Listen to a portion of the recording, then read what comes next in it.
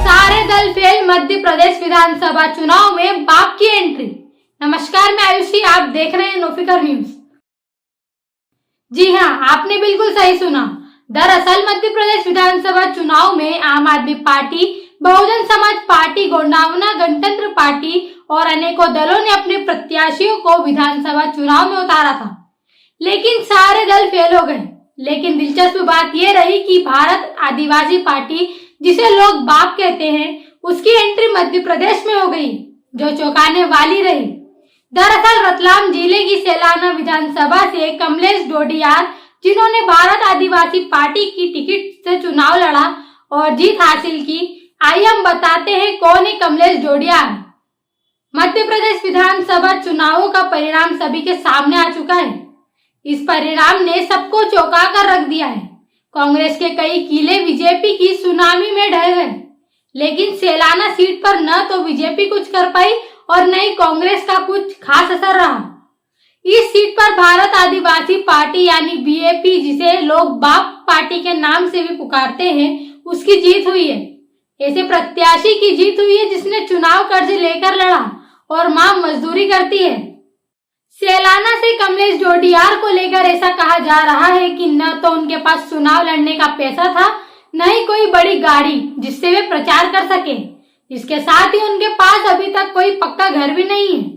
जिस वक्त चुनाव की मतगणना चल रही थी, उस वक्त उनकी मां मजदूरी कर रही थी। उन्हें भी विश्वास नहीं था कि वे शाम को एक विधायक की मां बन जाएंगी। 33 वर्षीय कमलेश डोडियार ने भारत आदिवासी पार्टी के टिकट से सेलाना सीट पर जीत दर्ज की है।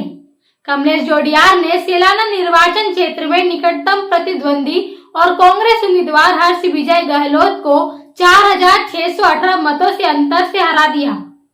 जानकारी के मुताबिक कमलेश्वर डोडियार ने ये चुनाव लड़ने के लिए करीब 10 रुपए का कर्जा लिया है, जिसके दम पर ही वे चुनाव प्रचार कर पाए।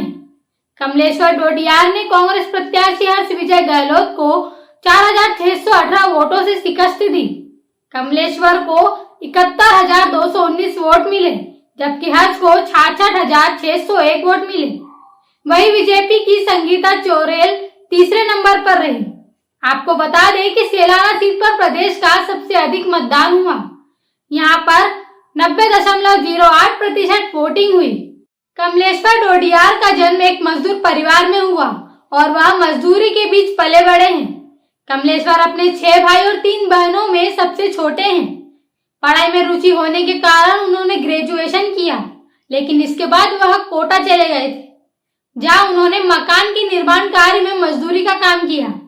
बचपन से लेकर अब तक उन्होंने गरीबी को नजदीकी से देखा और जाना है। कोटा से वापस अपने घर लौटने पर उन्होंने लगातार आदिवासियों के मुद्दों को उठाया, जिसकी वजह से वे अपने क्षेत्र में चर्चित हो गए। यही कारण है कि वे चुनाव बीजेपी की आंधी में भी जीत गए। संवाददाता दीपक मालवीय के साथ मैं आयुषी, नोफिकर न्यूज, मध्य प्रदेश।